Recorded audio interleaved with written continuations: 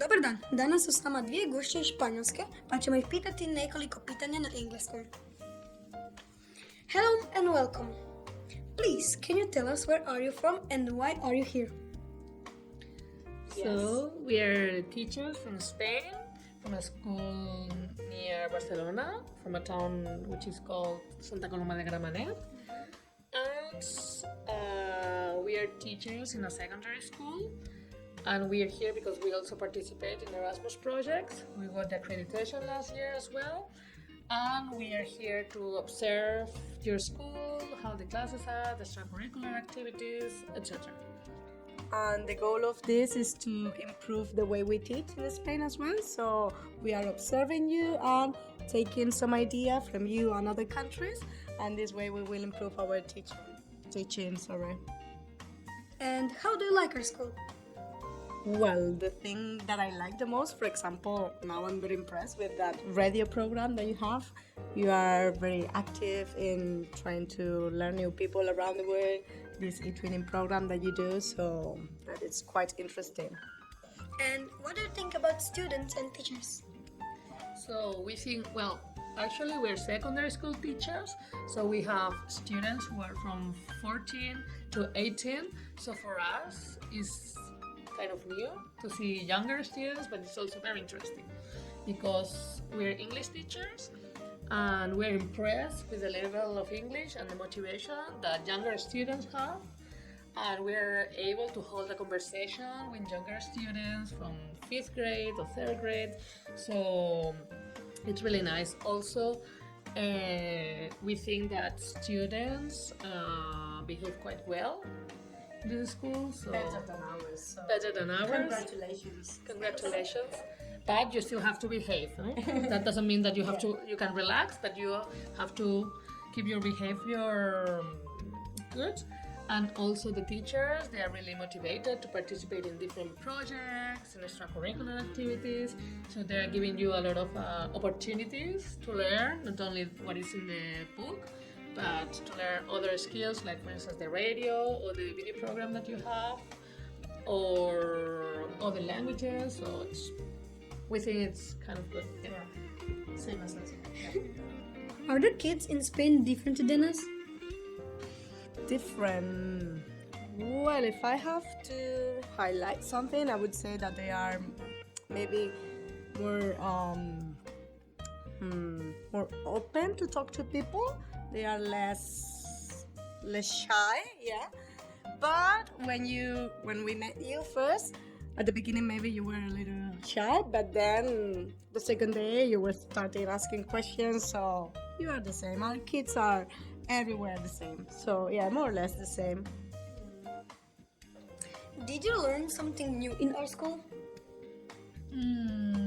For example, we liked some things that we saw. For example, you can have lunch at the school, a breakfast, and the leftovers from the lunch or the breakfast you can take home, or you can eat it while you wait for the bus. For example, the apples that are left in the aisles. What other thing I love that you wear slippers because this is more comfortable for you, and yeah, that impressed me. And also the school encourages you to use your bike, so you have the bike parking lot. And what else? Your teachers, at least the English classes that we saw, your teachers encourage you to use also your digital skills, how to learn new digital skills. So not only focus on what is in the textbook. So I think it's nice because you can learn from somewhere else, and also they want you to participate in international projects like e-training or Erasmus for you to open your mind and to see other realities around the world, and to interact with teenagers from other parts of Europe. And I think that's really good because it's really motivating, and you are using your English skills and you are learning, but you don't realize that you're using English. So I also like that you are doing a lot of quizzes, using Quizlet, Kahoot, and this way I think that you are learning in a fun way, and that's very good. Yeah, and also you are decorating your school with a lot of plants, so you make the inside of the school greener, and it gives a better environment for the school and a more peaceful environment. So we also like that.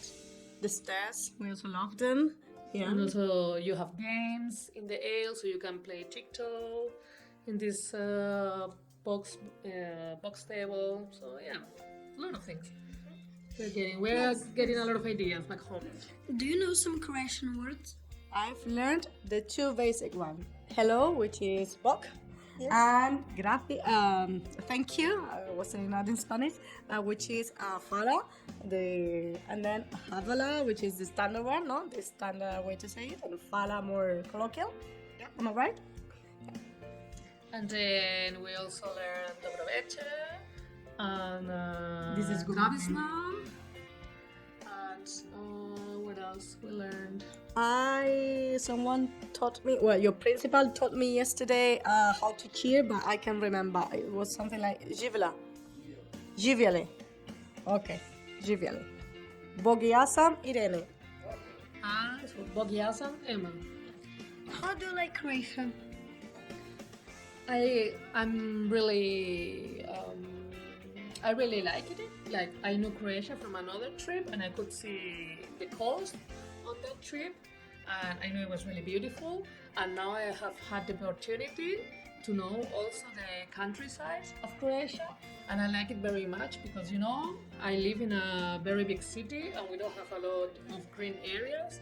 So I really liked it here because you have a lot of parks, and forests, and natural parks really close to your town, and the air is cleaner than the one we have in our city. So I liked it a lot. And also, you are in the area where they call it the two waters area, which is very beautiful as well. And we had the opportunity to see snow. We have snow in Spain in some parts, but not where we live because we are on the seaside. So we don't get to see snow that much, and we really liked it because 2 days from the days we were here, we had the snow, so we liked it. Yes. Yeah, I also like the nature because where we live, you know, it's a big city and it's crowded, polluted. So here you can breathe air fresh and also relax from the noise of the city. So it's a good place to relax. Is Croatia different than Spain? Well, it's different in many ways. For example, in the food, we have different kinds of foods. And for example, what else? In food, the lifestyle, also the kind of buildings that we have. Because, for example, in Spain, we have big buildings, not like skyscrapers, but they are taller than you because you usually have houses. What else? Well, Yeah, it we really point depends out. on the area because, you know, Spain is a really big country. It's maybe 5 or 6 times Croatia, and we are about 50 million people, so it's very big. So we have many different landscapes, and there are some landscapes that we have that are similar to Croatia.